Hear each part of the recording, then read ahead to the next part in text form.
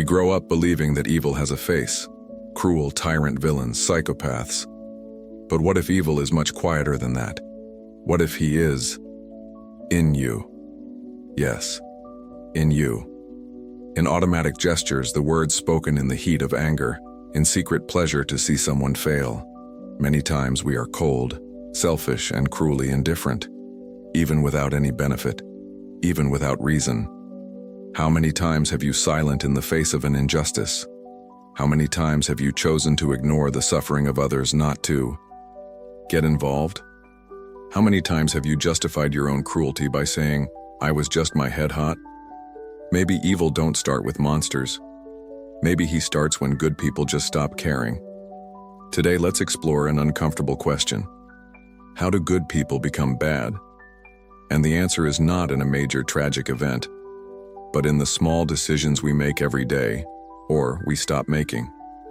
Get ready to dive into everyday evil psychology, and to face a truth that few have the courage to hear. You are not as good as you think.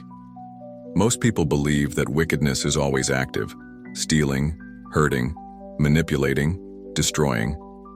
But C.S. Lewis, in his work Letters from a Devil to His Apprentice, invites us to think differently. What if the worst form of evil is just doing nothing? This is the essence of omission. It is not the brutal and direct act. It is the convenient silence, the cowardly neutrality, the indifference disguised as maturity. All that people badly need to win is that good people do nothing. John Stuart Mill Lewis, through the demon Screwtape, shows that you don't have to convince someone to do evil. Just distract that person from the good. Down your attention. Keep it busy. Make you think only in the navel itself, the small emergency of the day. And over time, the principles disappear. Ethics becomes irrelevant, and morality becomes just a beautiful Sunday speech. Look familiar? How many times have you said you carefully but ignored an unfair situation because it wasn't your problem? How many times have it bothered with some cruelty, but did you find it easier to pretend you didn't see? Or worse, how many times have you been cruel to someone and, at the end of the day, still managed to sleep believing that it is a good person?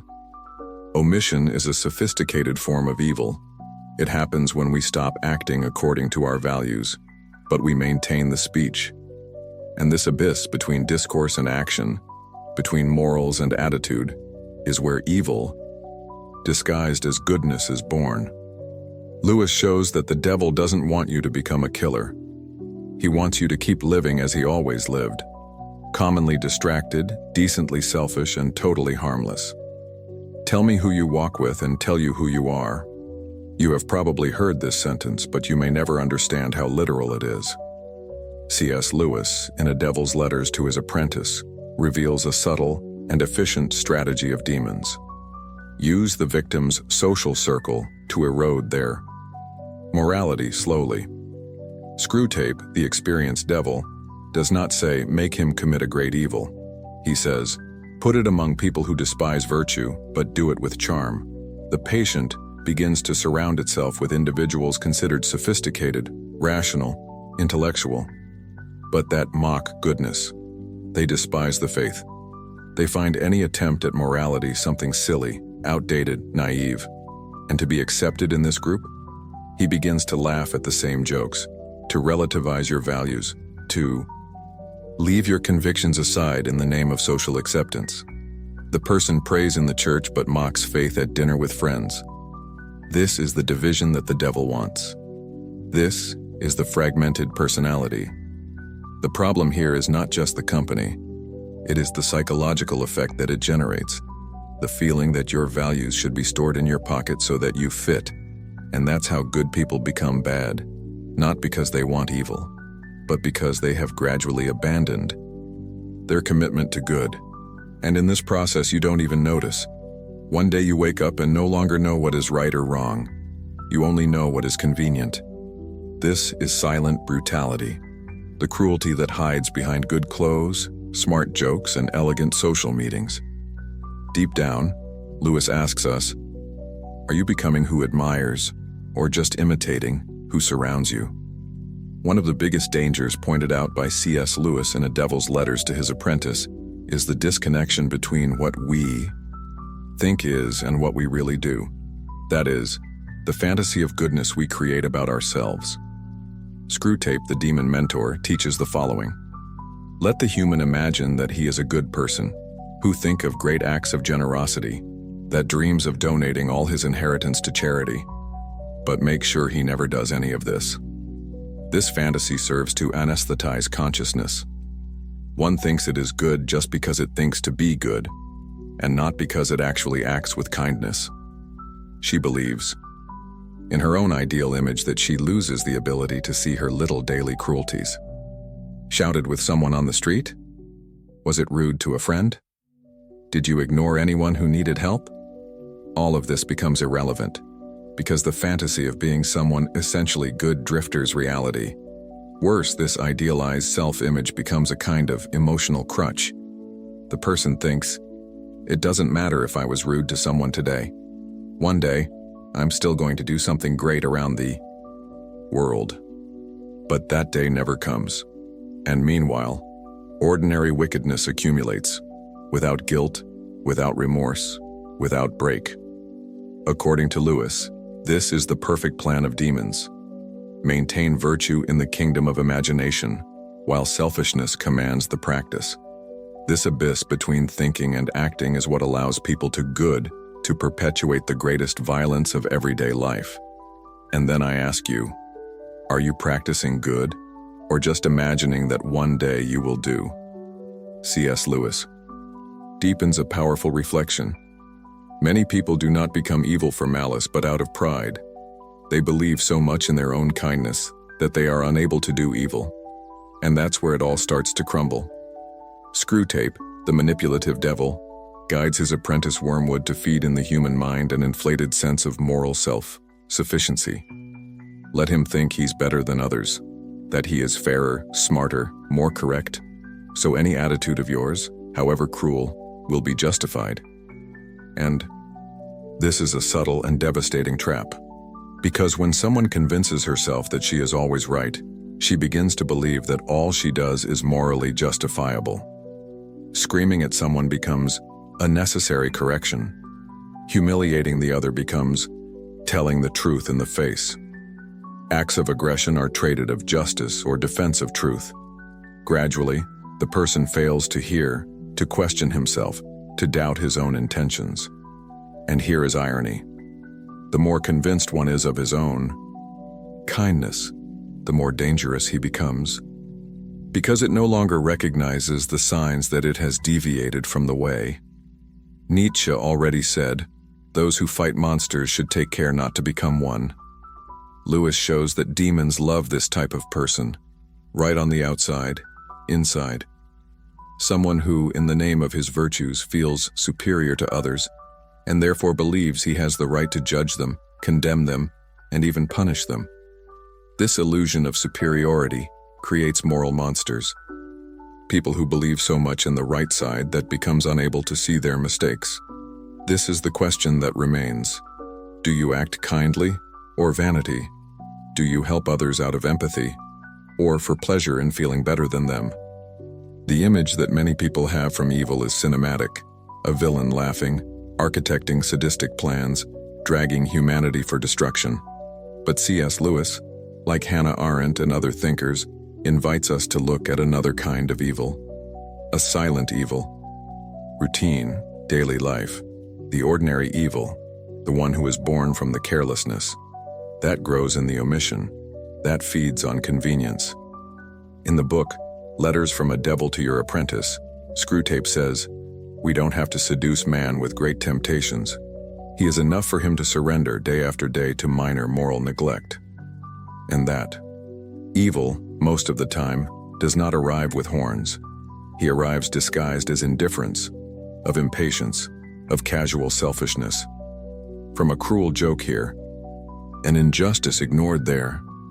And that's where the real danger is. Because while we are waiting for the great evil, we are slowly corrupted by small evils. The way we treat us who serves us in the restaurant. The way we ignore someone asking for help. our hurry to judge, cancel, attack, even without knowing. Lewis writes that demons don't want you to commit deadly sins right away. They prefer you get used to the idea that okay is a little cruel, a little unfair, a slightly indifferent. Until, without realizing it, you become someone who never thought it could be. And the scariest? Still, you believe it is a good person. This is Lewis's complaint. It is not just the great acts of evil that destroy the world, but yes, the small daily choices we make, or stop doing. So stop and think. What little evils have you ignored? What gestures of selfishness have you justified? What actions did you stop taking for fear, laziness, or comfort? Perhaps hell, as Sartre would say, is not a place, but a collection of neglected choices. One of the most subtle blows that C.S. Lewis points in Letters from a Devil to his apprentice is the way the human being is mistaken, believes to be good, but only in theory.